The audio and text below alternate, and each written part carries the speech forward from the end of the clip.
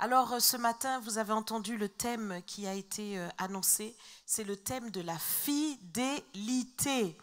Un beau thème, un thème qui va nous aider nous-mêmes à rentrer dans ces choses parce que c'est la volonté du Seigneur. Vous savez, une année que le Seigneur nous donne, où le Seigneur nous parle de puissance, de gloire, de prospérité, eh bien ça ne pourra pas se faire sans la fidélité. Parce que le Seigneur nous donne sa gloire, sa prospérité, sa puissance comme une récompense de tout ce que nous allons faire dans nos engagements personnels avec lui. Et c'est par la fidélité que nous pourrons voir ces choses s'accomplir. Alors ce matin, j'aimerais nous donner quelques paroles d'exhortation sur le sujet en question. Et l'intitulé de mon intervention, eh bien, c'est tout simplement « Jésus, le fidèle à imiter ». Jésus, le fidèle à imiter. Tout d'abord, nous qui parlons de notre Dieu, nous parlons de notre Père, nous parlons du Seigneur Jésus, nous devons savoir qui il est. Et dans Deutéronome, au chapitre 32, verset 4, il nous est dit qu'il est le rocher, que ses œuvres sont parfaites, car toutes ses voies sont justes. C'est un Dieu fidèle et sans iniquité, il est juste et droit. Voilà ton Seigneur. Voilà Jésus-Christ, c'est le rocher des siècles et il est un Dieu fidèle. Ça veut dire qu'il demeure le même. Il est le même hier, aujourd'hui et éternellement. Il est fidèle, c'est-à-dire qu'il ne change pas, c'est-à-dire qu'il ne varie pas, c'est-à-dire qu'il est constant dans son effort pour évidemment sauver, pour délivrer, pour guérir, pour restaurer, c'est ce que le Seigneur fait. Dans 2 Timothée, chapitre 2, au verset 13, il nous est dit que si nous sommes infidèles, mais lui, il demeure fidèle, car il ne peut se renier lui-même. Donc cela montre que le Seigneur ne peut pas se départir de sa personne. La fidélité est en lui et il ne peut pas faire autrement qu'être fidèle. Même si toi, tu n'es pas constant vis-à-vis de lui, si tu n'es pas fidèle dans ton engagement avec lui, si tu n'es pas obéissant au Seigneur comme il se doit, mais lui, ton Dieu, ne varie pas. Son amour pour toi est toujours le même. Son amour ne varie pas parce que aujourd'hui tu as fait ci ou tu as fait ça. Et donc parce que tu as fait ci, tu as fait ça, le Seigneur te regarde un peu. Non, non, non, non, non. Son amour est le même. Est-ce qu'il y a quelqu'un ce matin? Quelle grâce! Ton Dieu est fidèle. Il ne change pas. Son amour pour toi est le même que celui qu'il a manifesté à la croix, donnant tout son être pour que tu vives, pour que tu sois sauvé. Il t'aime d'un amour éternel. Et il ne peut pas se départir de cela. Donc il ne peut pas se renier lui-même, il est fidèle. Et jusqu'au bout, le Seigneur le demeure. Cette fidélité est constante. Jésus ne change pas. Et donc nous devons comprendre que nous qui venons à Christ, c'est vrai, nous l'avons lu dans 2 Timothée 2, si nous sommes infidèles. Donc nous, face à lui, nous voyons qu'il y a un décalage. C'est-à-dire que le Seigneur, lui, est fidèle et nous devons reconnaître notre infidélité. Nous devons reconnaître que nous ne sommes pas comme le Seigneur aurait voulu que nous soyons, à bien des égards.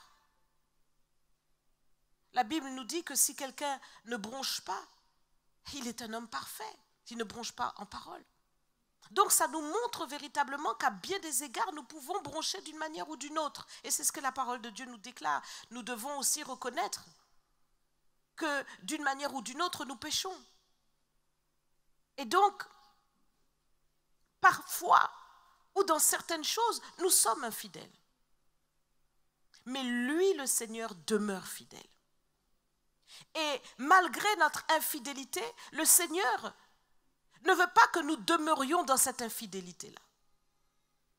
Il est fidèle à nous pour nous rendre fidèles nous-mêmes. Et c'est ça qui est merveilleux avec le Seigneur. C'est que Dieu a tellement confiance dans sa puissance qu'il sait qu'il est capable de nous rendre fidèles. Parce qu'il nous appelle à être des petits Christ. Il nous appelle à être comme lui. Dans 1 Corinthiens 11, verset 1, il nous dit « Soyez mes imitateurs comme je le suis moi-même de Christ. Voici donc un homme, l'apôtre Paul, qui déclare ces choses. Il dit à tout le peuple qu'il exhorte « Soyez mes imitateurs comme moi-même je le suis de Christ. » Donc il a un modèle. Et son modèle, c'est le Seigneur. Il fait tout pour imiter le Seigneur au quotidien. Et il dit à son peuple, mais imitez-moi, faites comme moi. Moi, je suis imitateur de Christ.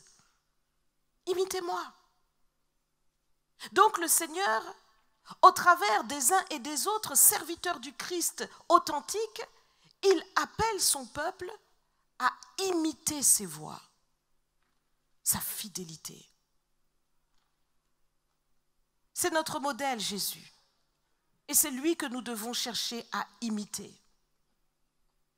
Et pourtant, parfois nous voyons des situations qui se produisent dans l'église. Tu vois ton frère ou tu vois ta sœur dans une situation peut-être de rébellion qui décide de prendre un peu de recul, comme on dit, et toi aussi tu fais pareil. Tu trouves des circonstances atténuantes à sa situation, tu dis « Ah ouais, c'est vrai, ils ont exagéré. » Et toi aussi tu fais pareil. Tu trouves à imiter ceux qui sont infidèles plutôt qu'imiter ceux qui sont fidèles. Non, ce n'est pas vrai. Ce n'est pas ici.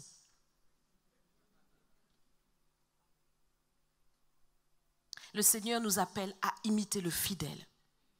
Veille à qui est ton modèle et imite-le. Imite-le chaque jour. Veille parce que c'est lui que le Seigneur nous appelle à imiter. Éphésiens 5, verset 1 nous dit « Devenez donc les imitateurs de Dieu, comme des enfants bien-aimés. » Donc nous avons quelqu'un à imiter, c'est le Seigneur, dans sa fidélité. Si nous sommes infidèles, ne demeurons pas infidèles. Si tu sais qu'il y a de l'infidélité en toi, de l'inconstance, ne demeure pas dans ton infidélité, dans ton inconstance. Tu as un modèle à imiter et tu peux. Le Seigneur ne te donne pas un modèle que tu ne peux pas imiter. Il sait que tu peux devenir fidèle. C'est son objectif en toi. Imite-le. Donc apprends la fidélité.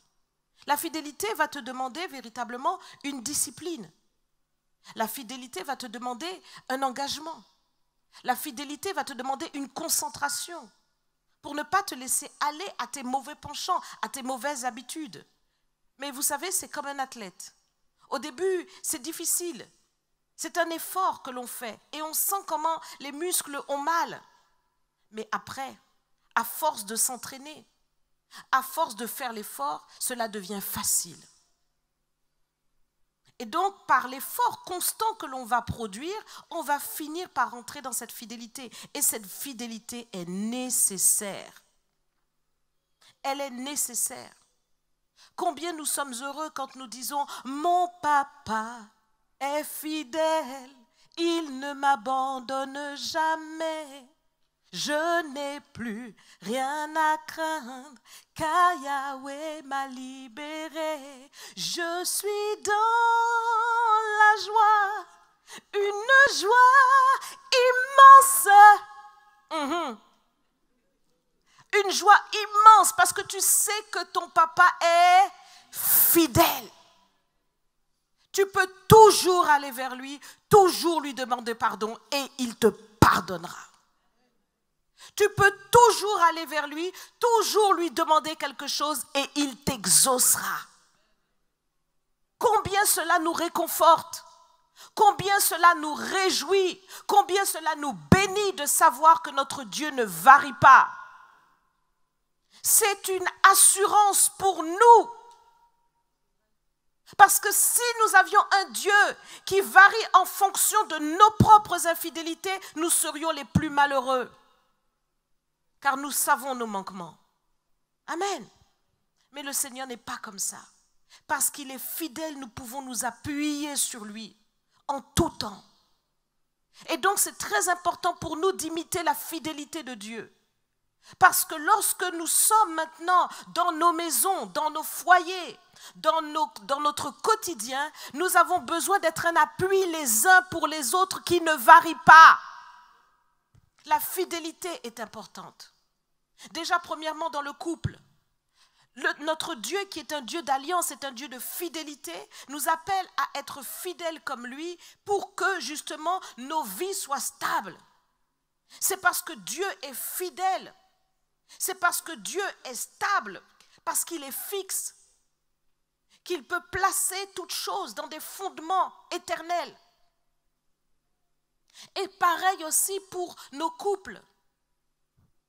Si le mari n'est pas fidèle à sa femme, si la femme n'est pas fidèle à son mari, comment les couples tiendront-ils? La fidélité est essentielle. Parce qu'il y a fidélité, il y a une pérennité. Parce qu'il y a fidélité, alors on peut aller plus loin. La fidélité peut emmener la prospérité. Mais sans la fidélité, il ne peut pas y avoir de prospérité. Il faut le réaliser.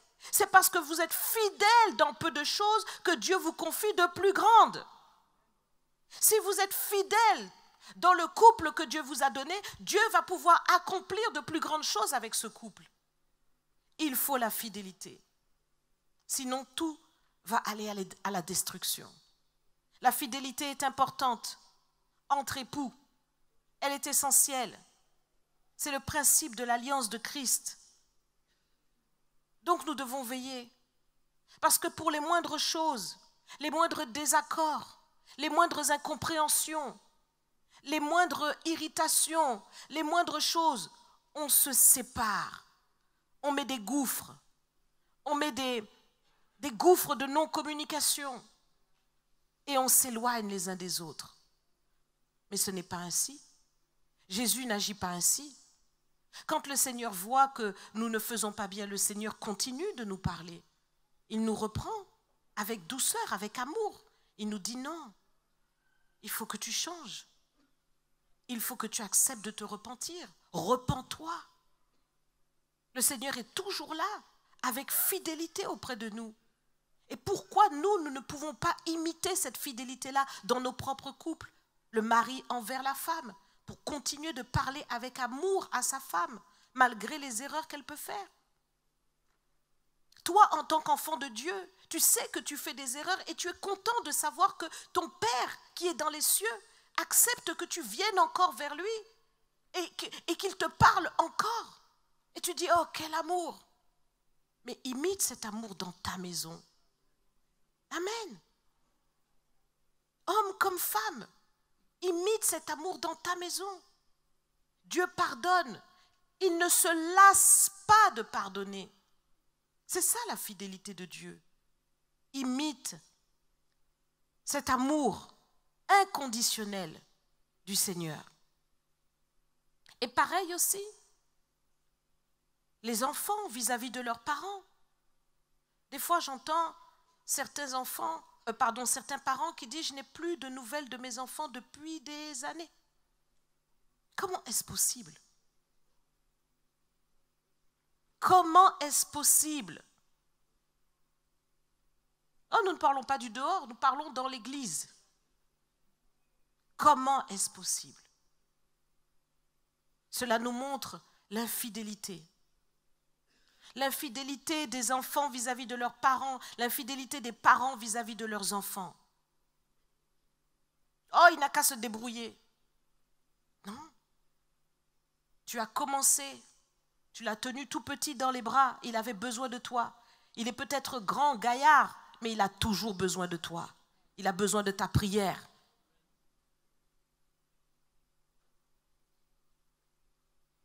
La fidélité, et je termine par la fidélité dans l'Église. Dans Hébreux chapitre 3, verset 5, il nous est dit, pour Moïse, il a été fidèle dans toute la maison de Dieu comme serviteur pour rendre témoignage de ce qui devait être annoncé. Donc voilà Moïse qui a servi fidèlement le Seigneur. Dans toute la maison de Dieu, il a fait tout exactement comme le Seigneur le lui a montré. Et cela a été un témoignage fort. Fais le tabernacle exactement comme tu l'as vu sur la montagne. Et il a fait chaque détail comme il a vu. Chaque chose que Dieu lui disait comme il a vu. Il s'est attaché à cette fidélité-là. Alors ce matin, je veux aussi encourager toute personne qui sert Dieu avec persévérance et fidélité dans sa maison. Parce qu'il y a des fidèles. Oui, il y a de ceux qui sont là et qui font le travail. Et toi, tu sais, peut-être qu'on ne te voit pas sur l'estrade, mais tu fais le travail. Oui. Et ce que j'aimerais te dire, c'est que Dieu voit ta fidélité. Dieu la voit. Elle n'est pas cachée aux yeux du Seigneur. De la même manière que Dieu a vu la fidélité de Moïse, Dieu te voit dans tout ce que tu fais fidèlement pour sa maison. Tout ce que tu fais. Et cela devient un poids de gloire sur toi. Ces œuvres te suivront jusque dans l'éternité. Parce que le Seigneur récompense tous ceux qui sont fidèles dans sa maison. C'est véritablement une récompense qu'il a promis à tous ses fidèles. Et donc ne te décourage pas dans ta fidélité. Parce que dans la fidélité, il y a une constance, il y a un effort que l'on produit et parfois il y a aussi peut-être un manque de reconnaissance humaine. Ça veut dire qu'on ne va pas te voir, on ne va pas accepter ou reconnaître tout ce que tu fais, comme Moïse. Moïse n'était pas compris. Moïse, à plusieurs reprises, on a voulu le lapider. Les gens ne comprenaient pas pourquoi Moïse était comme ci ou comme ça. Et toi aussi, les gens ne te comprennent pas. Pourquoi tu es toujours là? Toujours à Total Praise. Toujours au multimédia. Toujours à la sécurité. Toujours au protocole. Toujours, quel que soit. Derrière les instruments. En train de faire le ménage. En train de faire tout ce qu'il y a à faire, à coordonner, à gérer, à faire la régie, à essayer d'appeler les équipes qui ne veulent pas venir.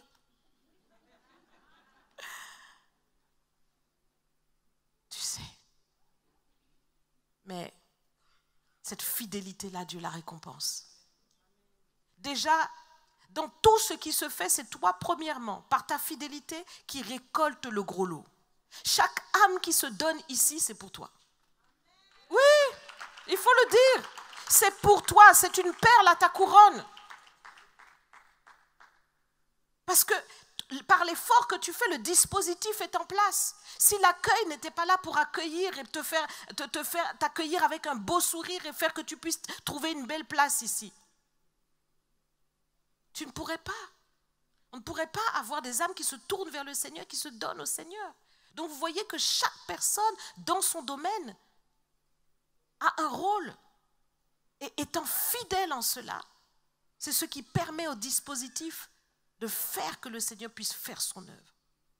Donc étant fidèle dans sa maison, c'est une grande récompense que l'on récolte. Tout ce qui se passe ici, chaque âme qui se donne, chaque âme qui est délivrée, c'est une grande récompense.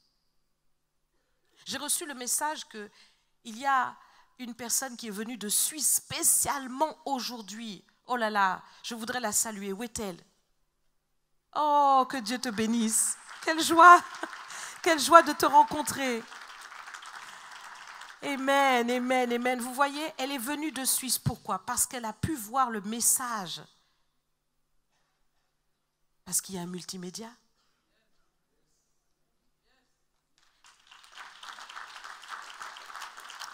Attendez, je vais bien vous dire la chose.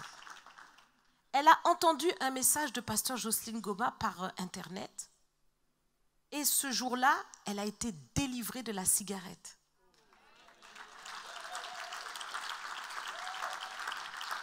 C'est votre récompense multimédia. délivrée. Le multimédia, vous voyez l'importance. Une âme délivrée, la puissance de Dieu, les anges qui travaillent par le multimédia, c'est puissant tout ça. Il faut réaliser, mes bien-aimés, soyons fidèles. Parce que notre fidélité porte un poids de gloire. Derrière cette fidélité-là, il y a des choses qui se passent. Amen. Nous avons beaucoup de travail à faire et sans la fidélité, nous ne pourrons pas faire avancer l'œuvre de Dieu. Mais grâce soit rendue au Seigneur. Par la fidélité des membres du centre du réveil chrétien, non seulement nous faisons le culte de gospel, mais nous faisons Paris Summer Gospel, nous faisons Fête de la musique, nous faisons Gospel Festival, nous allons au Caribbean Gospel Festival, nous faisons tout ce qu'il y a à faire. Amen. Et nous ferons encore plus au nom de Jésus de Nazareth. Nous ferons encore plus et beaucoup d'âmes seront touchées. Nous voulons continuer ce travail. Alors véritablement, mes bien-aimés, tout simplement ce que j'aimerais vous dire ce matin, en toute simplicité, vous aussi qui nous suivez par le biais d'Internet, la fidélité est un grand bénéfice dans nos vies. Non seulement pour nous, mais aussi pour ceux qui nous entourent. Ceux qui nous entourent peuvent s'appuyer sur notre fidélité. Et donc ne lâche pas. Même si parfois tu vois qu'en face quelqu'un est infidèle, mais fais comme le Seigneur. Ne dis pas, puisque lui il n'est pas fidèle, moi aussi, je lâche. Non. Ce n'est pas parce que l'autre a été infidèle que toi tu dois embrayer dans l'infidélité. Reste dans la fidélité. C'est ça qui est bien. Jésus est fidèle. Même si nous sommes infidèles, lui il demeure fidèle. Et c'est lui que nous devons imiter. Alors nous allons nous mettre debout si nous avons capté ce message ce matin. Et nous allons invoquer le Seigneur afin que cette fidélité nous caractérise, que nous ne soyons plus des personnes qui bronchent en fonction de ce qu'on voit, de ce qui se passe, de réactions des uns et des autres, mais reste, demeure fidèle, demeure le même, fais toujours le bien, fais toujours ce qu'il faut. Prions le Seigneur. Seigneur Jésus, j'ai entendu ta parole et je réalise combien la fidélité doit me caractériser. Je renonce à tout caractère d'infidélité. Je renonce à tout héritage d'infidélité. Là où ma famille avait trempé dans l'infidélité, je coupe ces liens. Je renonce à toutes ces choses et je rentre dans la filiation en Jésus-Christ pour être fidèle comme mon Sauveur. À partir de maintenant, fidèle en toutes choses, je persévère jusqu'au bout dans tout ce que j'entreprends. Seigneur, cette fidélité vis-à-vis de mon prochain, vis-à-vis de mes responsabilités, vis-à-vis de l'Église, vis-à-vis de ma famille, vis-à-vis de ma maison, cette fidélité, j'en fais une priorité. Elle a un grand bénéfice pour moi, pour ma maison, pour l'Église, pour ma nation. J'accepte, Seigneur, de changer et de rentrer dans la fidélité. J'accepte d'imiter Jésus-Christ, le fidèle et le véritable. Je te dis merci, Seigneur, pour le caractère de Christ qui descend en moi maintenant. Je le reçois par la foi, au nom de Jésus. Amen. Amen. Acclame le Seigneur.